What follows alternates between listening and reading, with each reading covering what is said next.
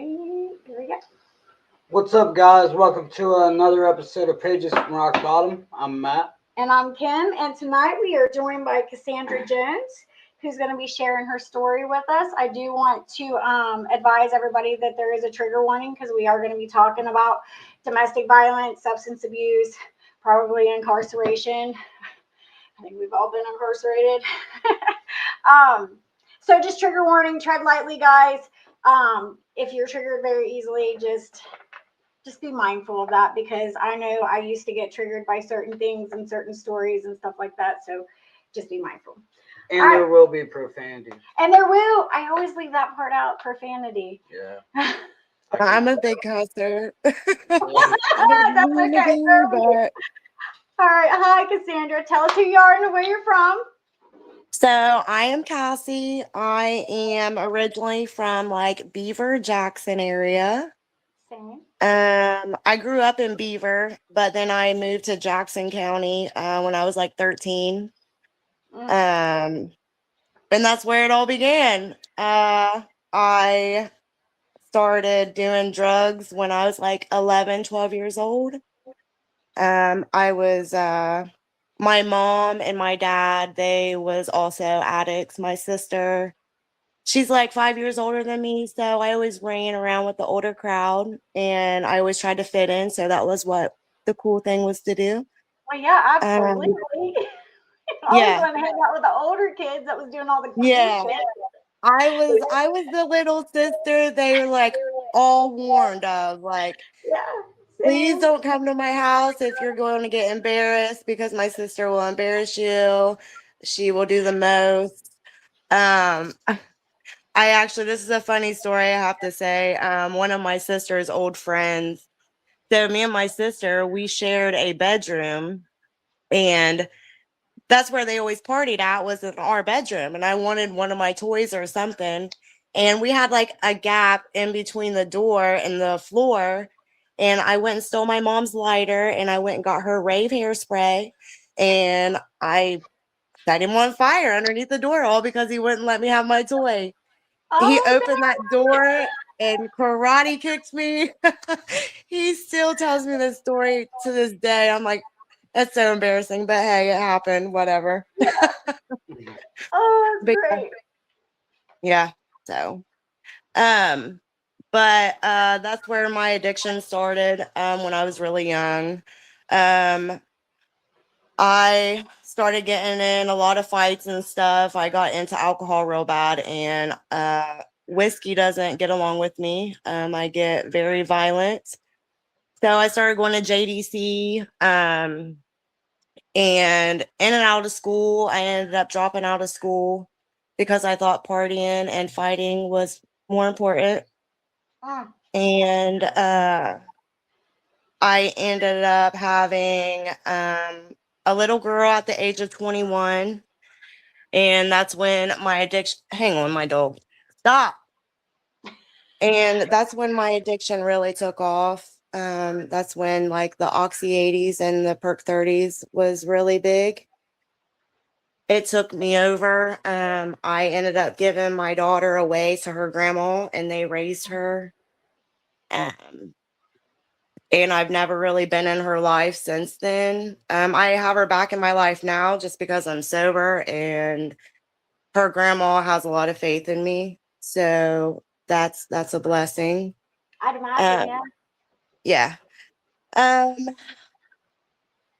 In 2018, I was with a guy for almost 10 years that set me on fire while I was asleep.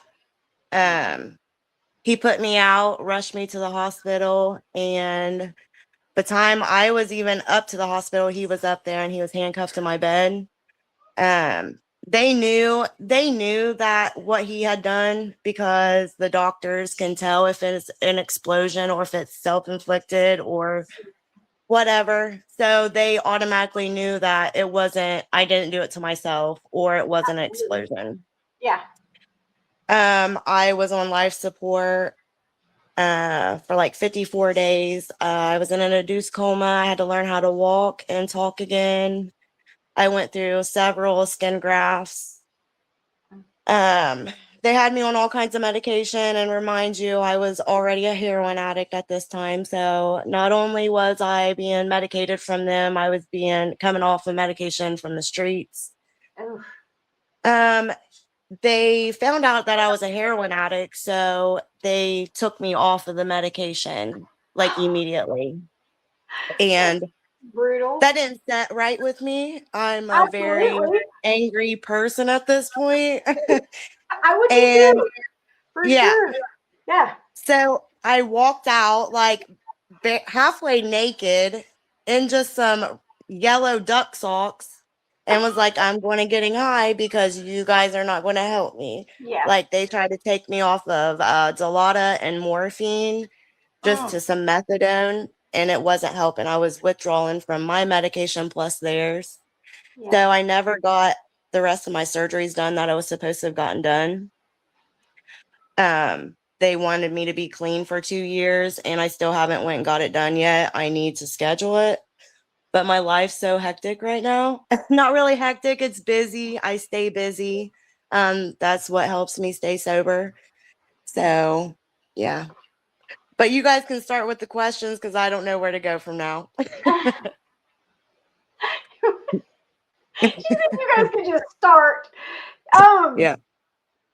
Well, I mean, thank you for trusting us with your story. How are you feeling today, sitting here 6 years into your recovery from being set on fire, domestic violence, addiction? Didn't you go to prison? Did you go to prison? I did. I done 5 years. Yeah. How does Yeah. it feel sitting where you are today? It's amazing. It's like breathtaking. I never thought I'd be able to sit here and be able to tell anybody my story. I never thought I would have the things that I have today. I work in recovery. I have my family back. I'm buying my own home. I have a vehicle. I have a new baby. It's just amazing. God is good for sure. Definitely is good. Yeah. Until he decides to take your husband out of town and you get agitated about it.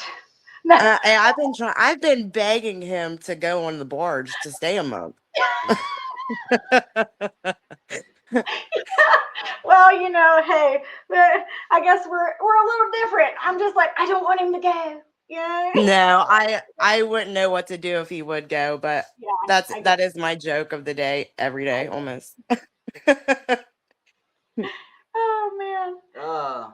When people hear your name today, what do you most hope they understand about who you are now and not who you were? Ooh, so who I am today is who I want, not really who I want them to be like me today. I want to be able to inspire people, and people that know me from my past, it gives them hope because they know exactly where I've been at. And they tell me every day. I get messages on Facebook every day like, Cassie, you are the most amazing and strongest woman I've ever met in my life. Like, how did you do it? I was me and I never gave up. Like, there's a saying, chase recovery and chase God like you chase the dope bag. And that's what I do every day. Yeah, you have to. You have Yeah. to, because if you put as much work into your recovery as you do, or you did, getting high, you're gonna stay sober for sure. Yeah. You're gonna stay sober. Like, so let's talk about the mental health side of it. Like, you went to prison, you gave custody of your daughter away, you got set on fire. So obviously you were in an abusive relationship. What was that like for you? What was your mental health like for you? What was your feelings? What was you going through at that time? So I gave up. I didn't care if I lived or died. Honestly, I probably would have been better off dead, I felt. I just felt like nobody cared. Nobody understood where I was coming from. And I was acting out on the pain that I was feeling on the inside by hurting everybody else around me. Because I just felt like they didn't understand. They couldn't relate. They didn't know what I was going through. It kind of like, so they tell me that I have PTSD, but today I know how to manage it. Like I can feel like if I get triggers or whatever. But back then I didn't know what was real and what was fake because I all the time was looking over my shoulder. Like, is this going to happen? Like, is these people up to something? Or are they working with him to try to see what I'm doing? Yeah. So it kind of like sent me into like a PTSD psychosis in a way. Yeah. Like if I would hear like lighters flicker, it would trigger me. Certain words that I would hear people say, like, man, they're talking about me, or they're trying to refer to something, like it just sent me for a loop, a big Yeah. time. Yeah. Yeah, I would like go through these manic moments. I'd cut all my hair off. I would just do the most. Yeah. I was a hot mess. Yeah. Yeah.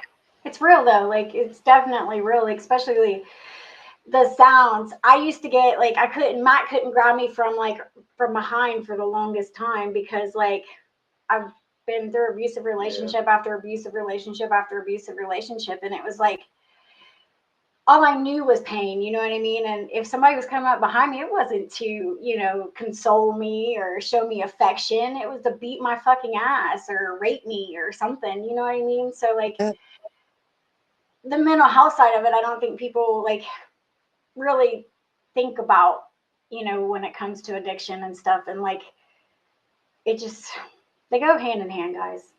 They go hand in hand. They definitely do. Yeah, for They sure. definitely do. And then, like, so my 14-year-old daughter, she is amazing. She's a lot like me when it comes to like her personality. So she understands a lot. But now that I'm older and I'm sober and I understand better, like I fucked her up. Like she Mm, has mental issues and don't even know it. And I gave that to her.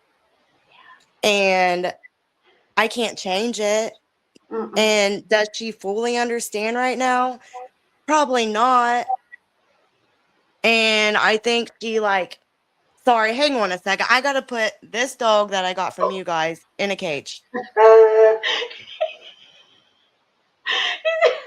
why we lock ours up. Yeah. Yorkies, guys, they are they're lovable, but can be little shits. Oh, he's a shithead. He don't stop. Yeah, ours is the same way. We love them though. Yeah, We're about to have more. Just saying. you guys can have him back. I'm just kidding. Oh yeah, we have a big Yeah, backyard that he would love. He would love. yeah. But Oh anyways, back to Brenly. So, I it's an issue that I'm dealing with currently because my daughter don't live with me, my oldest. She lives with her grandmother, the one that took her. And I have a new baby. And I'm with my new baby every day, all day. And she gets all the love from me that Brinley should have been able to get. yeah, And it hurts me deeply because I don't ever want my oldest daughter to think that I love my new baby more. yeah. Or why didn't my mom do this for me? And she's doing it for my baby sister. Like, I just, I need to step back and realize I'm not the person that I used to be. But does she fully understand that? Mm, Like, it's hard. it is. It's hard. Yeah. I It is. think I think you need to be gentle with yourself though too, right? Like we show them we're different by how we live our lives today. Nothing we Yeah. can do. We can't go back and change anything that happened because I do the same thing with my daughter. Like I gave her up when I maybe had her for 3 weeks after she was born, and then my aunt took her, and we just now started talking like a year ago, Yeah. and I'm still trying to figure out like how to even go into this relationship, right? Because I don't want to overstep my bounds and push her away, but at the same time, like I want her to know that I'm her dad and that I'm here for her. You know what I mean? Right. So I understand that. Me too. Me Yeah, too. it's definitely hard. It is It's hard. so Because they don't understand. And, they always, I think, in my mind, I'm like, do they think that they weren't enough? You know what I mean? Yeah. I get it. I can definitely relate with that because, I go through it with my children just like he goes through it with his daughters. So it's another part of the And then mental health I part of have it. I have like an issue of like mothering out of guilt. So like her grandma, she's always like, actually she just commented, that's her grandma. But hi Brinley, I love you. She's watching. Aw. um so like I mother out of guilt, so I kind of like friend her a little bit. And her grandma's all the time yelling at me for it, but it's hard not to because I want to be the mom for Brenly that I never had, Mm. you know? And Yes. like I want her to be able to come to me and talk to me about the things that she can't ever tell anybody else. I just want to be that person in her. And I don't know. It's just hard. That's a hard thing. It is. For sure. It is, but you just got to keep doing what you're doing and be better than you were yesterday, even if it's Yeah. making your bed or washing your clothes. Like it doesn't matter, just that little bit of a difference. And like I just started, like I was like, man, I'm gonna start, maybe I should start like calling my kids, more. And, because they still live with my sister, and that's still an issue, and she doesn't want to give them back. And, it's a whole thing. Like, they're there and they've been there. And so like, it's the little extra steps, I think that, as long as we continue to be there and be present and be the best that we can be for them now, when we Right. wasn't before, I think Yeah. that matters most to them. Yeah, It's hard to, absolutely. it's hard to realize that though sometimes, you know what I mean? It is. It It is. is. Yeah, but see, when I decided, so I wanted to be clean years ago. But I was so stuck in that lifestyle because remind you, I have been in it since I've been 11, 12 years old. So Yep. that's the only lifestyle that I known. And I just couldn't get out of it. So the judge in Chillicothe probably thought I was absolutely nuts. He sentenced me to prison for multiple years. And Mm. he was like, "Is there anything that you want to say, Miss Hacker?" And I was like, "No." And then I turned around. I was like, "Yes, there is." I said, "I just want to thank you." I said, "You saved my life." And he sent me to prison. And one of the biggest fears that I've ever had in my life was to lose my mother being Mm. locked up. Yeah. And that happened. It was in COVID. It was in 21. So of course I wasn't able to go to her funeral or nothing. And that was the breaking point for me. I don't ever want to lose somebody ever again and feel that feeling of not being able to go, to be able Mhm. to say my goodbyes. The last conversation that I ever had with my mom, I was being a selfish little bitch. Sorry, excuse my language. Okay. It was over phone money. I said, "Mom, um, can you put $20 on my phone so I can call?" And she was like, "My mom would do anything for me. I was her baby. I don't care if it was her last $2, she was putting it on there." And Yeah. I knew that. I took advantage of it all the time. So she was like, "Well, if I can't figure it out tonight, call me tomorrow and you can tell me how to do it." So I tried to call her back. She didn't answer. I called her back the next day. Her phone was going to voicemail. And I tried to call back again. It went to voicemail. And it was like 2 days later, I got a call from the chaplain and they told me that my mom passed away. Oh. Mm. The most horriblest feeling. I think I laid in my bed for literally like a week straight. I got a ticket for not going to school. They made me go and see the doctor because I wasn't going to chow. Um, it was like, it fucked with my PTSD and was bringing back a psychosis. Like I thought I was seeing my mom in places. Like the light would move and I thought she was like giving me signs. Um, And I mean, that could be true. You know, I believe in that stuff, yeah. but I think it fucked with my mental. Yeah. So after that, I've been clean ever since. And I'm everything today that my mom has always wanted me to be. Yep. Oh, oh, Yeah. that's awesome. You know what I mean? Yeah. Like, I wish I would have. My mom passed away when I was in active addiction, and girl, I didn't even give a fuck. I wouldn't. I didn't even go to her funeral. Like I was like, man, I can't see her like that. Like it was, you know what I mean? Like I was being a piece of shit. You know what I mean? So Yeah. I refused to go to her funeral. I definitely wasn't going to go because I was absolutely high. You know what I mean? The one thing that she didn't want me to be, I wasn't going to go there to see her or say goodbye to her, you know, like Right. that. So I refused, and I made my peace with it afterwards, and went to her grave and had that long conversation. But I don't think that helps that much. But I've made peace with it. You know what I mean? I've forgiven myself Absolutely. for being that piece of shit, and you know, uh, making them piss poor decisions and not being there when she needed me the most. Right. So, I would say going through that, like, it's definitely going to raise the symptom of PTSD. Because for me, like, catastrophizing is Mm. it's a major symptom of my PTSD. Right? I'm always waiting for that bad thing to happen. Like I'm counting on Mhm. it. You know what I mean? So going through that after that, how do you work through it now? Mm. It's good. So now, oh wow, that's a hard one because it's still a thing that I'm dealing with. I haven't fully grieved my mom. Mm. I went to counseling over it. Um, and my counselor is like, Cassie, I don't know what else to counsel you on because you're so closed.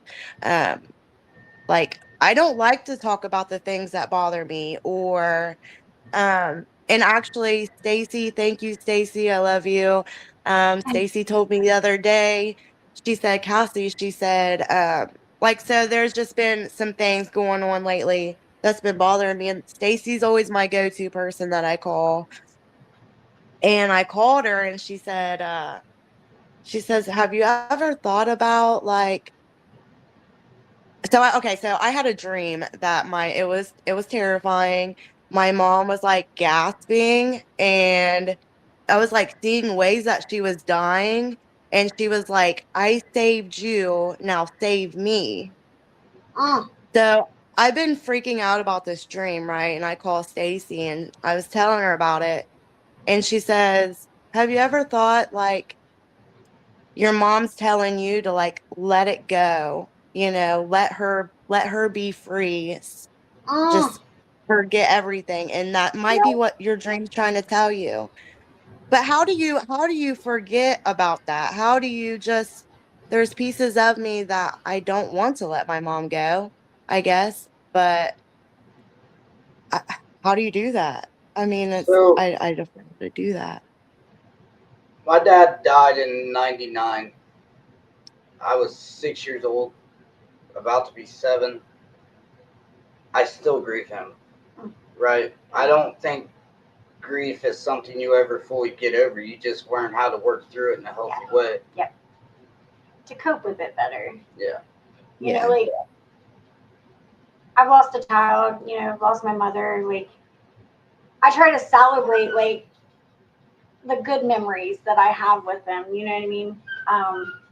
Instead of allowing the one thing that would let me, lead me to darkness, now I let it lead me to the light and be my strength every day. So like I try to draw strength from something that I love so dear. Reframe that Right. shit. Yeah. So like maybe try not to think of it as letting go, but how you can remember her in a positive way. Right. You know what I But mean? then I guess like how I deal with a lot of it today is just being everything that she wanted me to be. Like, she always wanted me, she always told me that I'd be the perfect person to help other people. That's what I do today. She wanted me to be a woman. She wanted me to be a mom. She wanted me to have nice things. And I'm doing all of that. And I truly believe that she's right here with me and she's guiding me through it all. And Absolutely. I think that's what helped me a lot of it. Absolutely. Yeah. See, you're already doing it and you just don't realize it. You know what I mean? Yeah, for sure. Well, like Matt said earlier, maybe you try to be gentle on yourself, be easy on yourself, you know. Maybe start forgiving yourself for not being there. You know what I mean? Maybe start there. Yeah. You might have to do it over and over. Yeah, probably 1,000 Right. times. You know what I mean? Yeah. It's probably gonna happen like 1,000. You're gonna do it. You know what I mean? And I still think So myself that. I'm definitely harder on myself than I am other people. Like, like the guy that set me on fire, like honestly, I was never mad at him. I was hurt, but I forgave him years ago. And I had to forgive him to get over it.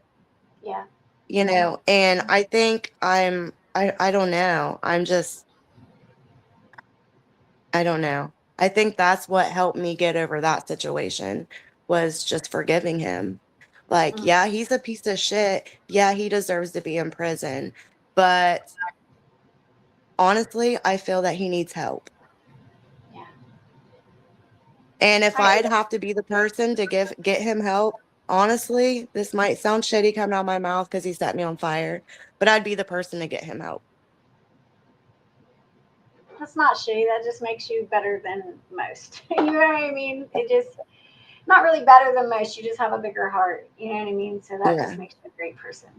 So yeah. Don't think that it makes you a shitty person. All right. So you said survival started for you at 12 years old. What did survival look like in your day-to-day life at that age? So my mom was in addiction. Well, first my mom always worked like 3 jobs to take care of me and my sister. So my sister, remind you, she was a partier. I was always home alone or doing whatever I wanted. I lived in a little town called Beaver, so I could just run the streets as much as I wanted to. Yeah. There's nothing to do. Right. So it kind of started from there. And then my mom, she would be out partying and stuff, and we wouldn't have electric at the house. And so I would just start going out, and I was a pretty young girl, so I could get anything that I wanted. So I figured out that I can start help my mom pay bills by getting money from older men. And then she realized that I could start taking care of myself. So it happened more often. And then I realized that I could do it. So that just became my everyday source. It was, I don't know, it's like it came natural to me, being able to be as a natural con. Yeah. Survival kicks in, even at a Yeah. very young age. Regardless how you get it, whether it's from men or stealing from stores, whatever it is, if you're starving, whatever it is you got to do, survival kicks in at a very young age if it needs to. Yeah, for sure. How do you think growing up with a parent in active addiction shaped who you are and how you view the world? That's a good one. So growing up with an addictive mother, my father really wasn't in my life. He was, but he wasn't. I don't know.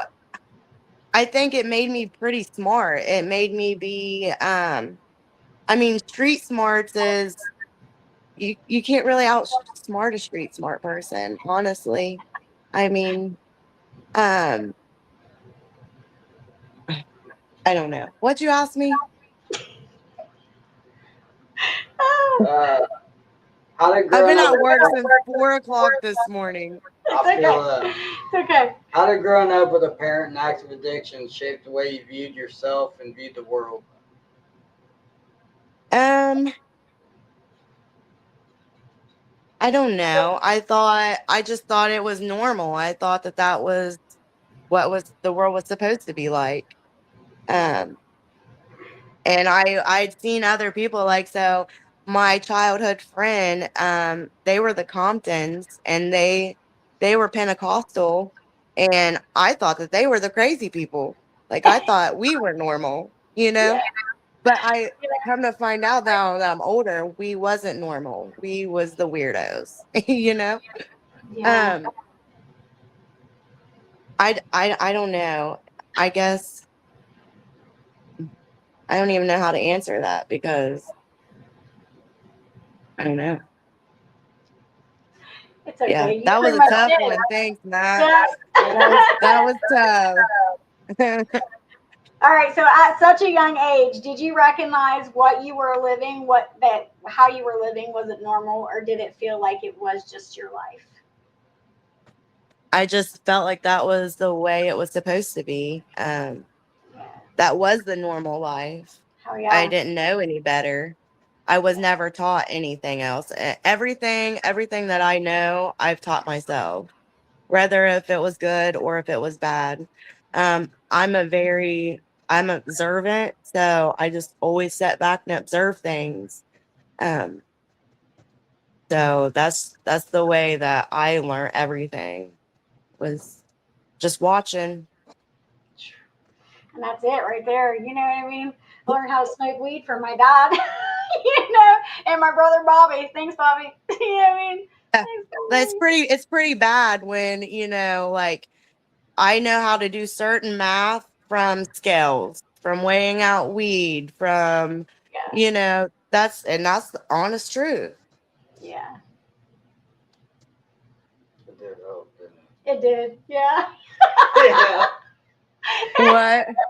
The scales with the math. He said it did help, didn't it? I said, yeah. It did. Can't I go mean, wrong. that's great. Looking back now, what do you think you needed the most as a child that you didn't receive? Mm. Ooh. A mother and a friend. Um and a sister. I always wanted to be able to have a relationship with my big sister, and I was such a hellion. Like she like hated me. Like you know, if I wanted my big sister. I've always wanted a relationship with her, and I could never have it. We were two opposite people, and I understand that now, but back then I didn't. You know, and I would just do everything I could to fit in, and anything I would do, it was horrible. So, and then the mother situation, like I just wish I would have had a mom. Like I wish I would have been able to been taught how to learn about bank accounts, learn about, you know, just life itself, because I was never taught that. Here I am 35 years old and I'm just learning it all. Mm. I have to pick up and call my sister and ask her crazy questions. And I'm 35 years old and I have Yeah. not a clue. Yeah. Yeah. Those are things that you have to be taught, you know, because especially growing up in a household where there's active addiction, you know, both of my Yeah. parents were, you know, my mom was an alcoholic and my dad was an alcoholic addict. So, I wouldn't say that's always Yeah. the case, though, because, like, I raised up, Mom and Jay were great to me. You know what I mean? But I, I never learned any life skills from them, how to manage money, yeah. how to, any of that shit, No. because my focus was in other places, right? Yeah. It's not until you fucking beat it in my head all the time that I'm like, okay, maybe that fucking 7 cent difference at the store does make a difference. You know what I mean? Right. It does. It Yeah. does. You And know, like people. the memories that I have, like learning how to drive. Okay, so I was like 7 years old, having to be my dad's DD. Mm, That's the first time I learned how to drive a standard, because I had to drive my dad home all the time when he was drunk. yeah. I was very ADHD when I was younger, so my sister, my mom, and my dad would like back in the day, like there used to be a big old plate full of like shake joints, right? Well, they would just push me the tray and I would have to roll all this big old tray full of joints just so I wouldn't get on their nerves. Like that was a real thing. Yeah. It was something they Yeah. just wanted to do. Yeah. So you did it. Yep. That's awesome. It's not awesome, but yeah, I get it. I got another joint, then. Here's your another joint, Dad. Yeah. Yeah, man. Um, you did what you had to survive, selling drugs, conning older men. When did you first realize survival was turning into self-destruction?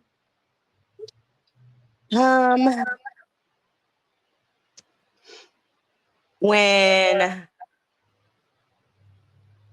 self-destruction, when I just didn't care anymore.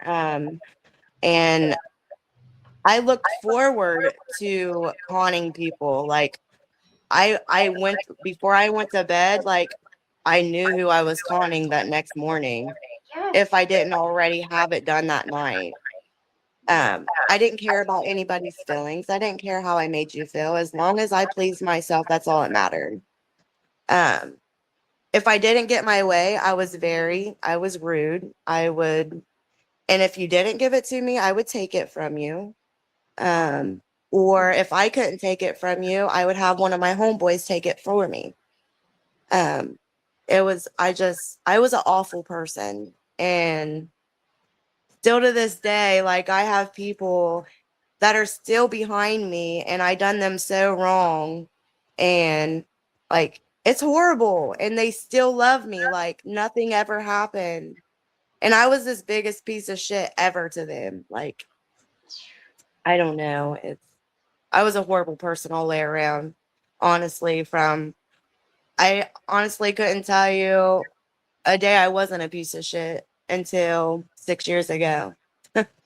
So, anytime during that period, though, did you ever feel guilt and shame for doing any of it? Absolutely not. Mm. I might have felt a tad bit like, I kind of hurt your feelings, but let me get high real quick and then I'm going to forget about it.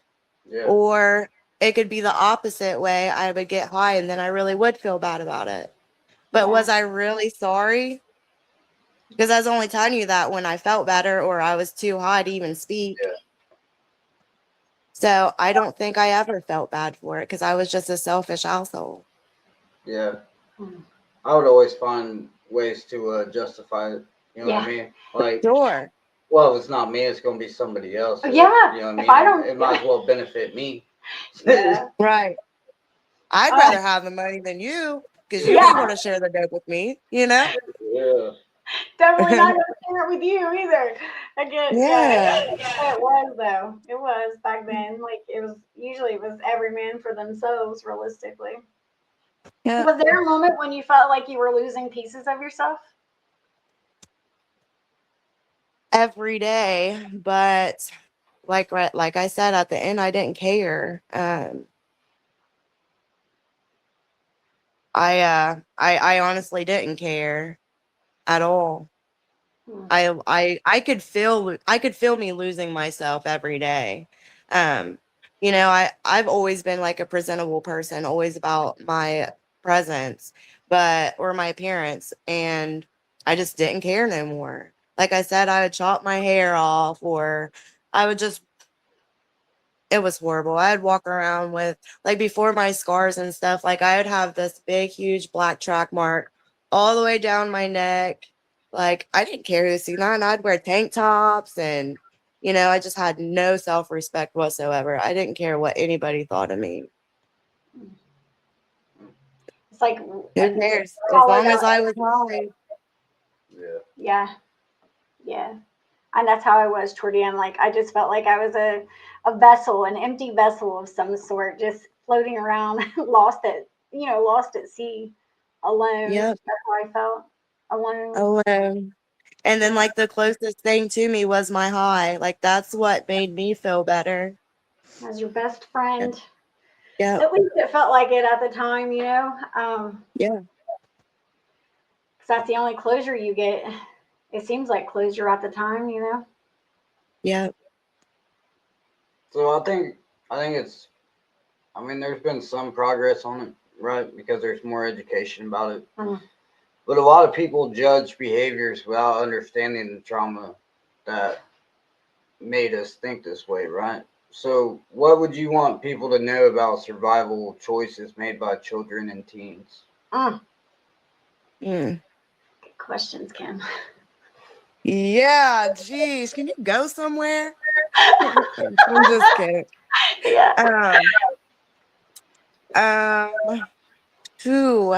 So my motto is like, okay, so I want to work with children. Like that's what I want to do. I I wish I had somebody like me today when I was a child Yeah. because, I would guide them and show them that the right way. Um, because in all honesty, if I would have had somebody like me when I was a child, I probably wouldn't have been who I was. But Yeah. then again, I don't regret anything that I went through because that's who I am today. Like I'm able to be the person that I am today because of what I've done, what I've been through. Um, but I don't know. Yeah. Screw you, Matt. So losing your oldest daughter is a pain many can't even imagine. I mean, I get it because I have a daughter who um, is 22, and I gave custody of her to her grandfather my first time in active addiction. And I haven't really, what you say, seen her since I've seen her, but I haven't actually had a conversation with her since she was 8. So, with that being said, like, how did that loss impact your addiction or your sense of self? Of my daughter, Mm-hmm. I didn't care. Um, I felt like I had already lost her and there was no turning back. Like I didn't even think that I'd be alive today to even be able to be her mom. And I didn't care. And that was very selfish of me. Like, she has her grandma. Like my thought was like she'll be okay. She's taken care of. Yeah. Um I I didn't care. I mean, that's all there is to it. Yeah. Did you ever use it as an excuse to continue to get high? Absolutely. My mom would always be like, "Well, you need to think about Brinley. You need to think about Brinley." I'd be like, "Mom, that's probably one of the reasons I do get high. I don't have Brinley. There's things that I'm going through that you don't understand. Brinley don't need a mom like me, you know? She don't even know me, so why does it matter?" Yeah. Yeah, and in all reality, it does matter. And today, I get to be my goofy self with her. Yeah. Like I had her over the weekend, and I started twerking on her, and she was like so embarrassed. She'd Bella, never seen me do stuff like that, right? Bella's like, And she was Mom, like, "Mom, yeah, what are you don't do doing?" that. Yeah, it's Yeah. just great. No, She's awesome. Yeah. I get that. She was like, uh, her grandma, she's always like, "Brinley, I don't know where she gets it because I didn't raise her." She was like, "But she acts just like you. Everything that you used to do, she does." And she's like, I don't know how she does it because you didn't raise her. It's genetic. It's definitely Yeah, genetic. definitely my She's daughter. got it in her. Yeah. Yeah.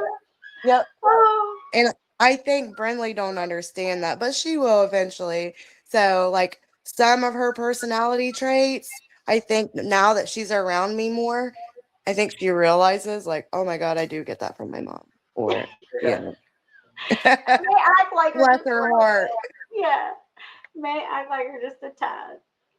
No. So you survived extreme violence, being set on fire, being on life support, relearning how to walk and talk. What kept you alive in those moments? God.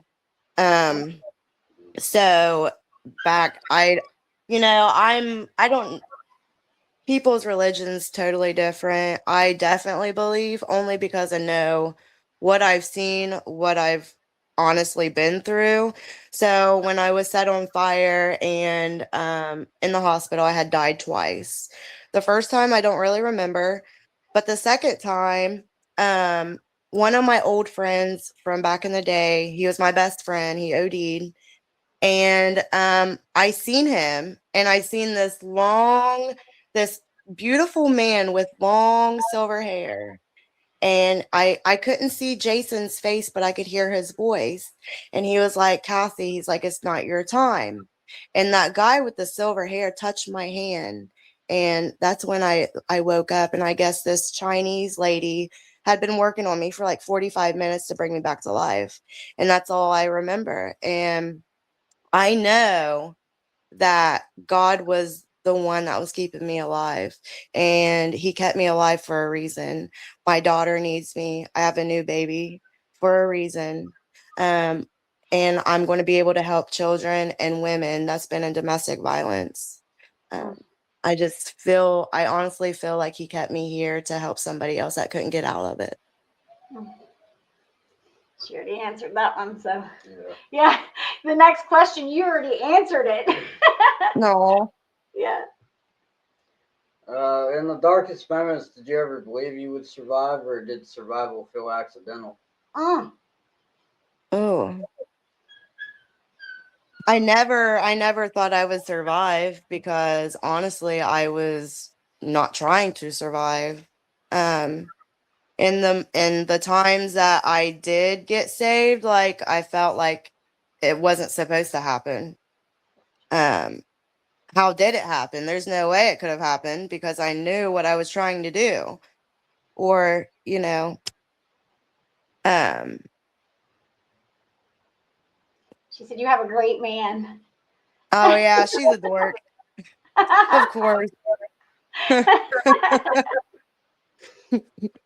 No. Yeah. All right, so now we're going to talk about prison. Okay. All right. So prison is often where people give up, but for you, it became a turning point. What changed inside you during those 4 years? So I first went into when I first got into prison, I was in like one of the main dorms where there's like 500 and some women, like bunk to bunk to bunk. And I was just like looking around me, and like, if you've never met so many personalities in your life, go to prison and you'll meet every single one. I promise. I never knew that there was so many different people. And it was like, I'm not the type of person, I don't scare easy, but I was kind of concerned. Like, it was concerning. So I had this bunkie, and she was like, I'm not very tall, and I wouldn't consider me a midget, but this woman was a midget.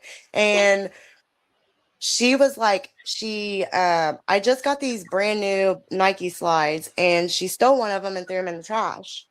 And she was like, you're going to be my girlfriend. I was like, no, I'm definitely not. So anyways, all that stuff happened.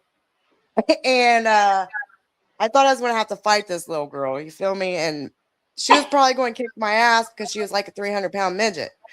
But I didn't care. So I went to the sergeant. I said, listen, I'm here for a reason. I want out of this. I want out of this dorm. And I want something that's going to help my recovery. And he says, I'll put you on the list. He says, it's probably looking like a year out. So I thought I was going to have to do like a year in this dorm. And the very next day, thank you, Jesus, he moved me to the honor dorm. The honor dorm is you get your own door, your own bathroom, and everything in your cell, and it's just you and another woman. Once I got into there, I started going to school. Became the laundry aide, and I became a mentor in the honor dorm. That's what helped me a lot of the times, and honestly, God, and sitting down and just listening to music and reminiscing on my past and just writing stuff down that I've never been able to say to people. Like, for one, I wrote a letter to my mom in there, just things that I was always sorry for and I never could tell her. you know, I wrote a letter to myself for my daughter, you know, about being a bad mom. I done a lot of self-care in there by writing and listening to music and just listening to people that's been in there for years and has never had anybody to talk to. Mm, Um, so yeah. that's pretty good. How do you think accountability played a role in your healing and recovery? Accountability. I would always be the first person to admit my wrongs. Um, I was loyal to a fault. I didn't care what you thought about me, so I didn't care to tell you about if I was wrong or if I was right. But once I realized that I was wrong in a lot of situations and started taking action, it helps me. It helps me into my recovery. Just admitting that, you know, I need to be a better person, that I needed to be a better mom, that I need to be a better sister, that I needed to have my family in my life because maybe not only did I need them, but they probably need me. Yeah, Yeah. that's one of the hardest things to do, though. You know, admitting admitting you have a problem, for one. Admitting that you were wrong in something is Yeah. taking self And like accountability hard. me and my sister, we've never, like I was telling you a little bit ago, we've never had a relationship. And um, it took a long time. Like I was in prison. Well, actually, the whole time I think I talked to my sister one time, the whole time I was in prison. And you know, she had to pull herself away from me because she didn't think that I was going to do it. Like she was so used to me just keep fucking up and not being serious about anything. And when she finally realized, like, all my baby sister's doing it, like, I can start letting her see the babies and I can start coming around. And today, I can go to my sister's house when they're not home and they don't even think nothing about it. My sister gave me a car at my 5-year mark, and it's in her and Raymond's name. Who would have ever thought, you know? Yeah, who would have thunk it? Who would have ever thought that? Yes. But they know the person that I am today, and it's Yeah. amazing. Yeah. And Mhm. having my baby nieces in my life, like, oh, I never thought that was possible. But it is, and it's amazing. They're little shitheads. Yeah. I be Yeah. watching the ones TikToks all the time, man. She be on there, she be TikToking it up. Yeah. She's like, If you ever hear them talking about Mick Cassie, that's yeah, me. They call me Mick Cassie. I know. Okay, I'll note that so that way I can. Yes. Little brats. Oh man, but they're cute. I always watch her little TikToks. When I get on TikTok, I always see her. She's like, today we're gonna be talking about. Oh, she's Or cute. she'll do her little games on there and stuff. Yep. Yes. Yeah. Yeah. What did prison strip away from you that actually helped you rebuild? Oh, um, Which one is that? it stripped away all my ignorance. Hmm. um, for sure. And it allowed me to gain confidence and to learn myself. Mm. Because tell you the truth, I could have never told you what my real favorite color was. I couldn't have told you anything like that, but today I can. Yeah. Favorite So ice it cream? definitely, yeah. Girl, I when I got into treatment this last time, they're like, Ken, what's your favorite ice cream? I'm like, shit, I don't know. Don't even know Right. if I like ice cream. What kind you got? Yeah, but yeah, let's eat some. But I don't even. That's what I said. I was like, I don't even know if I like ice cream. You know. And then I was like, a healthy, real healthy. Yeah. I'm back to being real healthy. Yeah. I bought a gym membership and still haven't used it. So Be something I would do.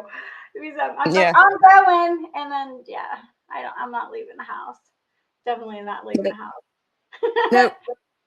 So today you have 6 years of recovery, a husband, a baby girl, and your family back. What does restoration truly mean to you now? Oh, restoration, it means, it shows me what the true meaning of family and love is.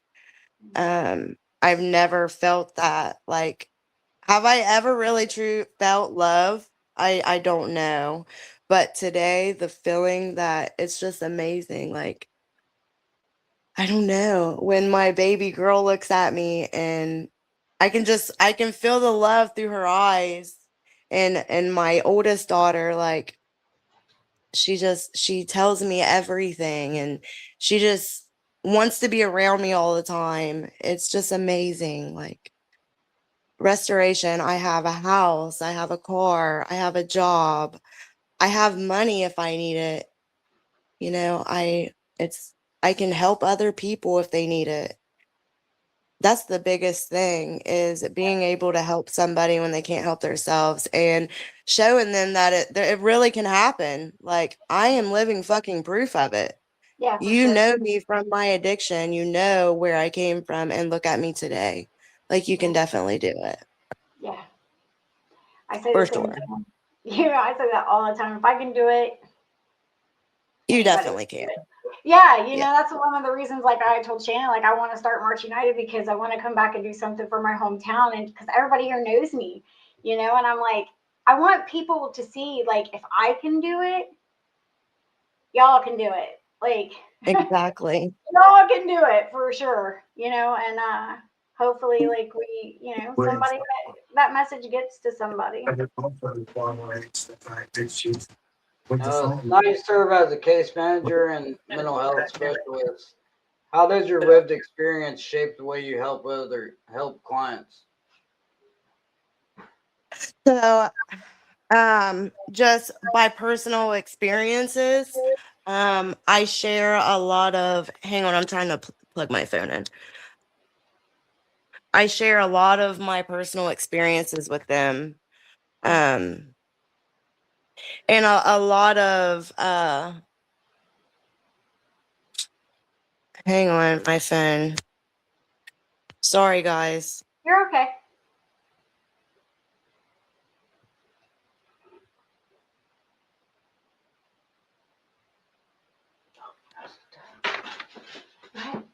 Okay.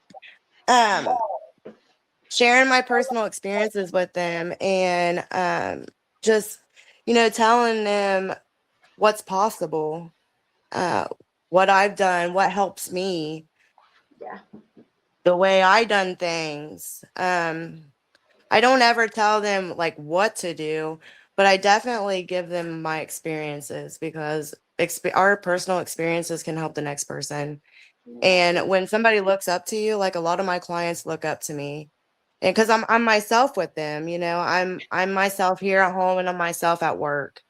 I wouldn't be no different. Me neither. And they look up to that. So anything that I tell them, they bank on it, because they know that I'm telling them the truth. Yeah. When you sit across from someone who feels hopeless, what do you see in them? Feeling hopeless is a lost soul, just lost, disconnected, uh, underestimated, not understood. And that's how it is too. When you feel For hopeless, you sure. said that you hit it right on it. You said God was not finished with you. When did you start believing that? When he woke me up after getting burnt, I truly believe that I wasn't supposed to have been here. But then again, I feel like he had to save me by killing me, if that makes any sense. It makes it yeah. It does. Perfect sense. Because if he wouldn't have done if he wouldn't have done what he done to make me change my life, then I would have never changed my life. Mm, So I had to go through what I went through to become who I am today. for sure. And it sucks that we have to go down those types of roads, or that we do go down those, that road, multiple roads, dead end roads, back roads, whatever the hell you want to call them. But like, it sucks that we have to go down those to become the people that we were meant to be. Yep. Oh man, I For wouldn't change sure. it though, just embrace that shit. Yeah, absolutely. for sure. How has your faith carried you when your past tries to resurface? So my faith, I keep my faith. So I'm going to share this real quick. So it's a tattoo on my arm that says, "Take these broken wings and use them as a lesson." Mm, Um, just when you're feeling hopeless, just know that you're not alone. And there's always somebody out there that needs you. And everything that I've been through has carried me into today. Like, I don't know. I'm just grateful for God for real, because he is my best friend. He's helped me through a lot. And I see him helping other people on a daily basis. Like I said, I'm an observer, so I observe a lot of things. And like one of my clients, she was struggling, and I told her, I said, just have faith, believe, and forgive, because she was struggling with something. And she came to me like 2 weeks ago and she was like, "Cassie, you were right." And it just shows me in other people, honestly. Um, yeah, faith is a big thing. yeah, it Just is. believe, don't give up. Yeah. So, a little backstory on my tattoo on my arm. So, this is not really a Bible verse, but I got it from like a Bible website. Oh yeah. And so, my whole arms was set on fire. And, that's the only thing that didn't burn on my arm. What? Yeah. Well, that was Real meant to be. shit. You know what I mean? That was God, right? That's Yeah. Take these broken wings and use them as a lesson. So, he burnt me to learn a lesson, but to help other people and heal myself within. yeah. She already answered that one. So if you speak directly to an addict who feels broken, too ashamed, or too far gone, what would you say to them? What would you tell them? If you could speak directly right now I would to an tell addict. them to not give up and keep faith and look within themselves and learn from their past. Mm, Our past is what builds us. And if we didn't have a past, how are we supposed to learn? It's like a little kid learning how to walk. If they don't fall, how are they supposed to learn how to walk? they Yeah. didn't have a past. That's good. What would you say to the person who believes their trauma disqualifies them from a meaningful life? Ooh, From being what? Disqualifies them from a meaningful life. Ooh, nothing disqualifies you. You just got to work towards it. Don't give up. Um, be that person that somebody else wants to look up to. yeah. Be that example. You know what I mean? Exactly. Be that example, and like you said, share. They say you keep what you have by giving it away, and that's real. You know what I mean? It's definitely, it's not cliche. It sounds cliche, people, but that Yeah. is so real. So, you were kept alive for a reason, right? What does that mean to you today? Oh, it means the world to me, because I want to be a domestic violence advocate, and I want to work with children, um, because I feel like it happens early in childhood. So if I can be the lead example and lead them right down the right path and show them what not to do, then I honestly feel like that would help a lot of people. So yeah. Aww. Yeah, that's my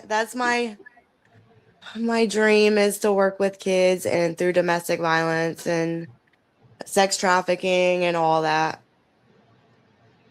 Yeah. So, you I'll know, get there. yes, yes. You know, one of our go back up. Can we go? We know we can't.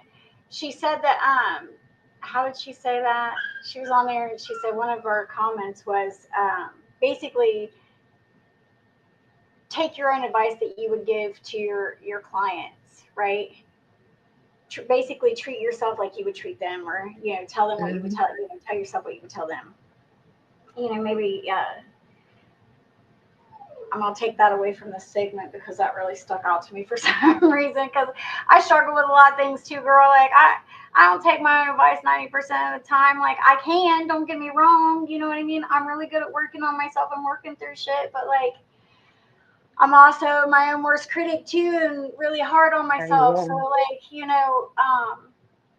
I know that your story has inspired somebody out there today. So like my final question to you is like from somebody who comes from domestic violence herself and getting my ass beat. I've never been set on fire, but my mom was set on fire when she with my dad and he tried to drown her. Like, and I've come from the domestic violence world, right? Right. So if there's somebody, if you could, one message you could give to that person, that woman out there who is sitting in the same seat that we were sitting in years ago, what would you say to them? Ooh.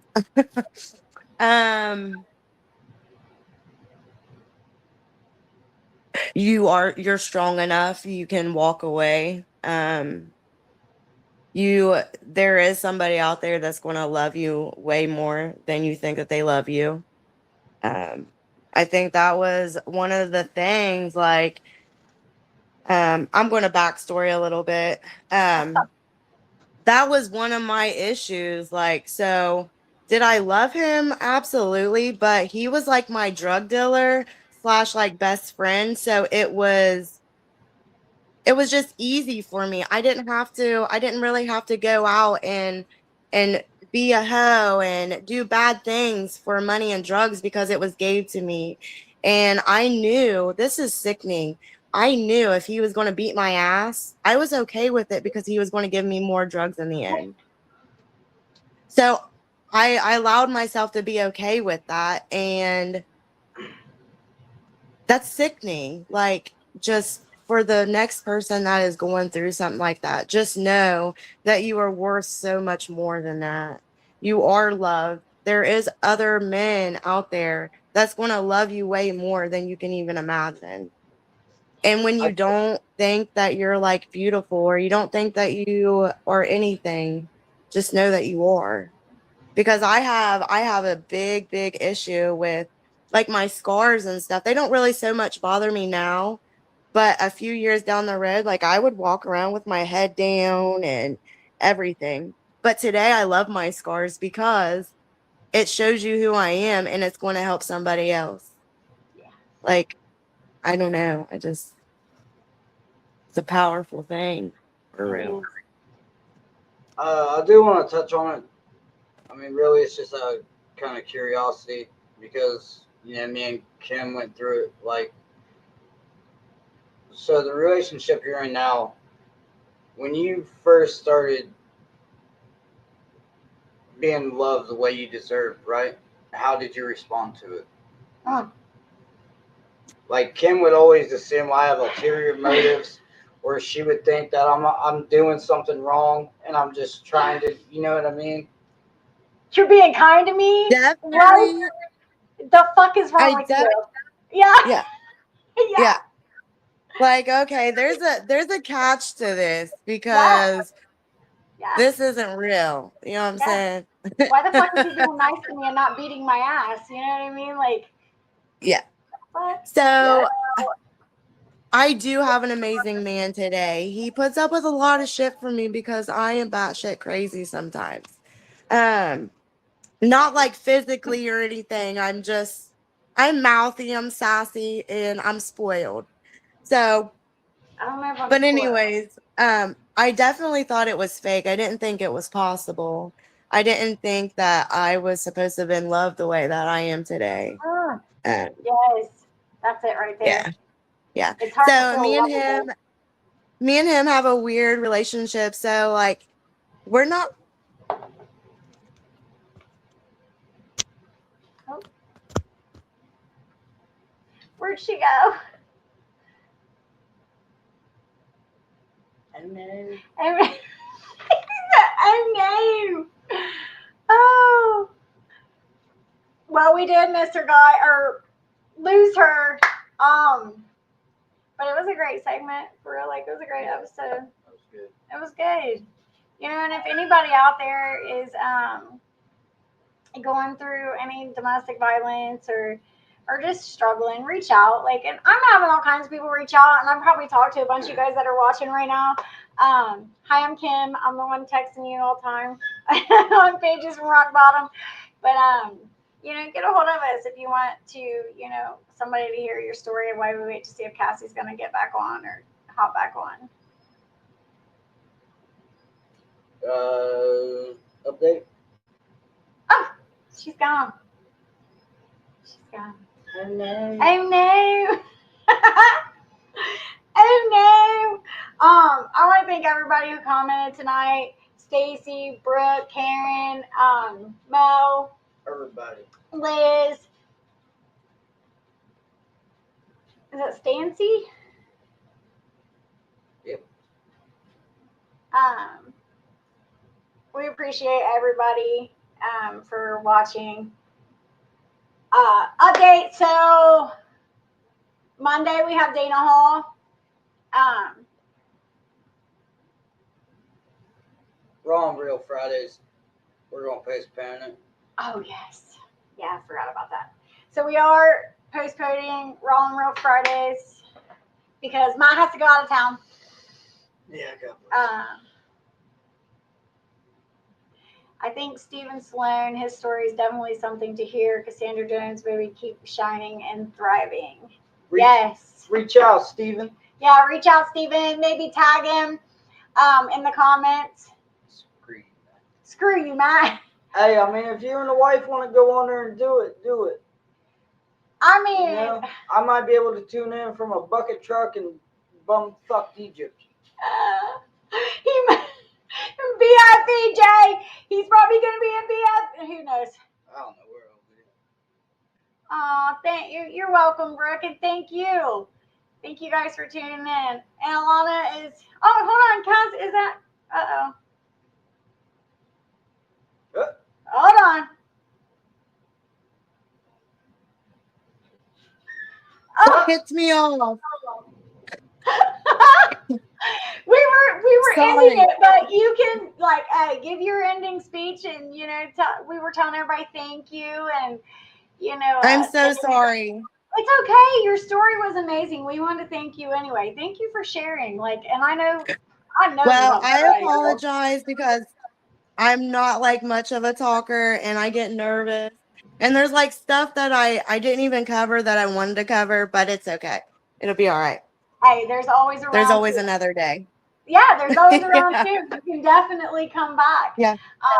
The more you talk to people, the more comfortable you get. Yeah, absolutely. Absolutely. I hate talking to people, you know, really. I'm not social at all. Well, my clients at work, they're like, Cassie, you don't shut up. And I'm like, probably not. Probably not. They'll be going down the road with me. And I'm like, they're like just doing this point. I'm like, yeah, like shut up. You're gonna talk. Yeah. It does get easier. Christy May said, "Oh, Chrissy, hi, Chrissy." She said, "I missed it, but I'm so proud of you." But don't worry, because it'll be uploaded to YouTube. You can go back and watch it. Yeah, you guys, we have a podcast on YouTube, so all the episodes we upload to our podcast on YouTube. The link to it is at the top of Pages from Rock Bottom. You can, hey girl, hey, long time no see. But you guys can, there's a link at the top of the page. You guys can go rewatch any episode on YouTube, because Facebook, I love doing this on Facebook, but they delete all of them after 30 days. Yeah. Why they do that? No. I don't know, but I take the time afterwards, and I'm gonna make a shirt in honor of your name. Do you want a hoodie or a T-shirt made in your honor of your episode? T-shirt. Favorite color? Yeah. Ooh, my favorite color is red. What? All right, we will make something. We'll come up with something and post it, and I'll tag you. I'll send you the link. Tag you. All right. But definitely, if you want to come on for a round 2, let me know, and we will make that happen.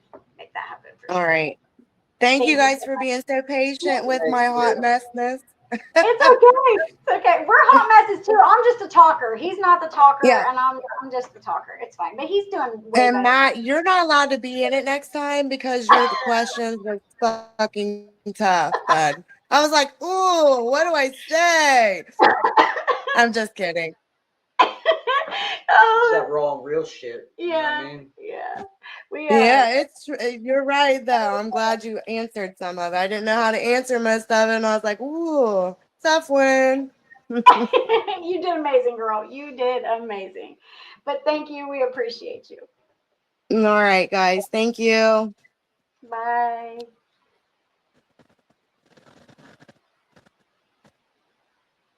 All right, guys. Monday with Dana Hall. Raw and Real Fridays. Stay tuned. Not really sure. I have to get with Jay to see if he still wants to do it or not. And because if Matt wants to do it from a bucket truck and wherever the hell he's going. See everybody Monday for sure. If he's back, he'll be with me. If not, it'll just be me. You guys just get little on me. Live on me. Little on me. No, I do want to say real quick though. All the utility workers that are about to go out, like keep them in your prayers. For sure. Be patient with them. You know, I understand the sacrifices we make and how tough it is being away from our loved ones, and but at the same time, it's very rewarding to get to go help people. You know, so if you guys can, keep everyone in your prayers. For sure. Pray. Prayer chain. All right, guys. Have a great night. Stay safe this weekend because bad weather is supposed to come through. See everybody Monday, possibly Friday, and we will see you later. Okay. Jay, get with Ken. Figure out what you want to do. Jay, get with Ken. Yeah. What you want to do, buddy? Yeah, I might tune in from Arkansas. Yeah, I'll never forget Jeff saying that shit. He's playing Xbox. I was like, who's playing? He said Arkansas. I said, who? That's Arkansas. Oh man, Yeah. that's great. Well, you know, Awesome. listen, you go, Jeff. Oh, I would have said it too. Arkansas. Arkansas. And Matt would have been like, what the fuck are you talking about? I'm like, that's what it says. He'd be like, no, that says Arkansas. Arkansas. All right, guys. Have a good night. I'll see you guys Monday, possibly Friday, and then Monday with Dana Hall. See you guys. Okay, bye. Okay, bye.